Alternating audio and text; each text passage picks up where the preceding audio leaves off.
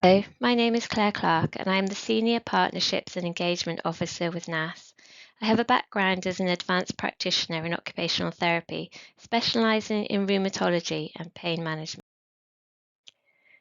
This presentation talks about collaborative agenda setting. The approach revolutionised my practice. It's a technique to add to your skill mix. It saves time, empowers people, and is effective across settings in primary and secondary care, helping people to feel an active participant in their treatment and care. I'm going to talk about the importance of language and the impact it has on the rapport we build with people. I'm also going to talk about the value of encouraging people to prepare for their appointments and use the time between clinic sessions. Collaborative agenda setting takes into account three elements: the person attending the appointment, recognising them as an expert in their own right, understanding their body and their lifestyle best, the clinician being the expert in their field and bringing clinical reasoning skills, and the service with its availability and barriers to what it can provide. Throughout the process, the clinician will adopt one of three roles, that of manager, teacher, or coach. The manager role steps in and takes control when needed. For example, if I suddenly start developing central crushing chest pain, I don't want to have a discussion about the session. I want someone to step in and act. The teacher role provides information about the condition and how to manage, directing to other resources as required. On average, someone with a long-term condition spends 4 hours with a healthcare professional. For the other 8,756, they are self-managing. The coach role respects this. It acknowledges that people rarely like to be told what to do, and that they have many assets. Encouraging them to recognise these helps to build their confidence in managing their condition and taking an active role in their care. A good example of this model is parenting. As a baby, the parent takes on the manager role, attending to the infant's needs. As they start to develop, the parent takes more of a teacher role, teaching them the skills they need to feed, dress, and function. Anyone who has tried to manage or teach a teenager knows that the coach role is key at this stage. Setting the agenda at the start of the appointment is a really valuable use of time. As clinicians, we know the importance of introducing ourselves at the beginning, then asking the person, "What would you like to talk about today?" enables them to highlight the issues that concerns them. Repeating these back to them in their language demonstrates that you have heard them and also clarifies any miscommunication. You can then collaboratively agree the agenda for what the session will cover, bringing in clinical reasoning if required.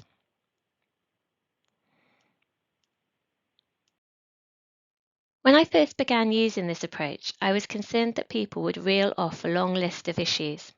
In reality, it's rarely more than 3 or 4. The list is there whether you ask for it or not. By getting it out in the open, you're able to hear all of their concerns. Asking them to prioritise which 3 are the most important identifies where to focus. If you need to bring in your clinical reasoning at this point, you could say, "I hear that work is the most important issue for you.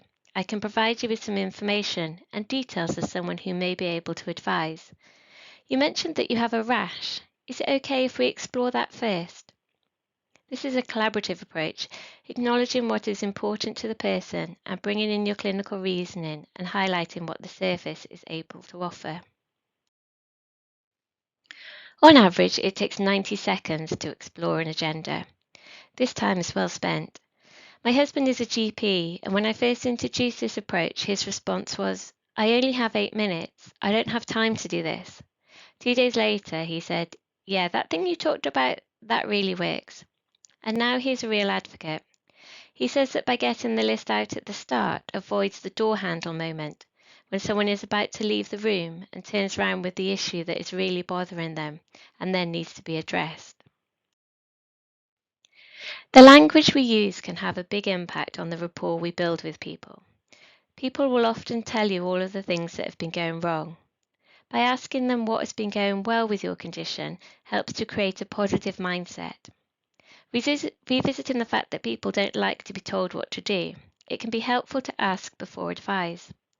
saying something like, "I have some suggestions that might help with that. Would you like me to share them with you?" There are two words which can have a negative impact on rapport: but and why. When you use but, you negate everything that has gone before it. For example, "Here is some medication, but there are side effects," means that people focus on the side effects. It can be rephrased to, "Here is some medication. Some people may experience side effects." When using why, it can create a defensiveness and have a big impact on rapport, so it is best avoided. Focus forms have been shown to be an effective way for people to prepare for their appointments. They can be sent out with appointment letters, which enables people to have time to consider the questions and discuss with friends and family if need be, or they can be given out in the waiting room.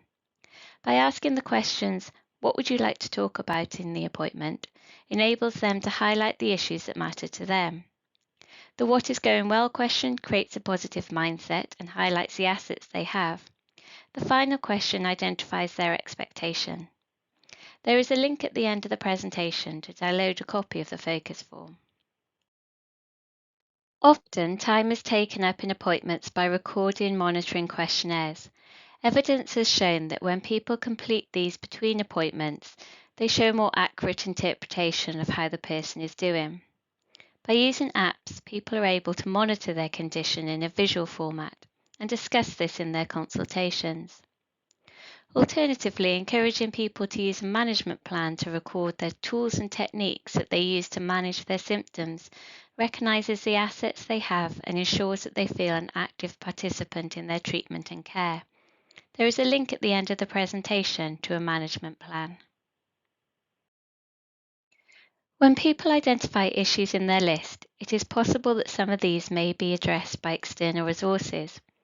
Our NASS helpline is open Monday to Friday, 10 a.m.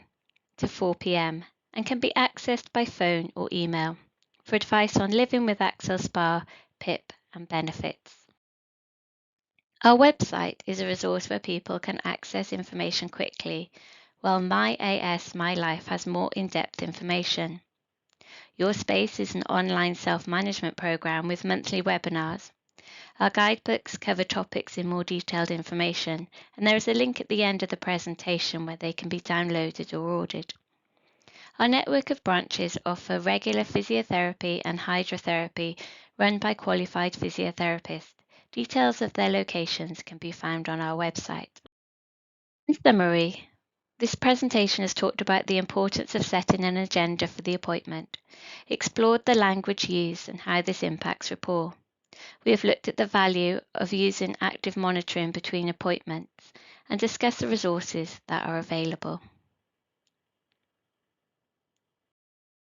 QR code takes you to the tool page with the focus form, the management plan and the collaborative agenda setting template. The NASS website has details of NASS My Life, Your Space and branches, and the link takes you direct to the guidebooks.